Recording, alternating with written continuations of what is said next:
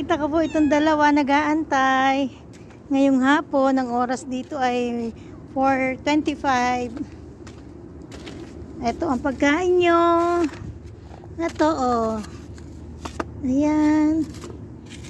Dali ah. Ayan ang pagkain nyo. Sige, kain na kayo. Itong dalawa nag-aantay kanina. Pinutusan kasi ako ni amo. Ibinigay ako doon sa taga-maneho. Pera pambayad doon sa laundry. Ay, ito, oh, ayan, tatlo na sila, oh. May na lang ipasobra ako. Ayan, tatlo sila.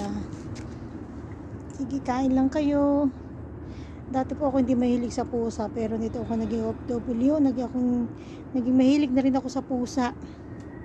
Kasi araw-araw, ganyan, oh, tuwing umaga, tapos ngayong hapon.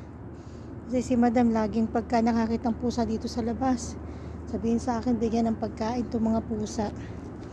At ito naman ang isang alaga ko. Ito yung nanghihinguto sa akin.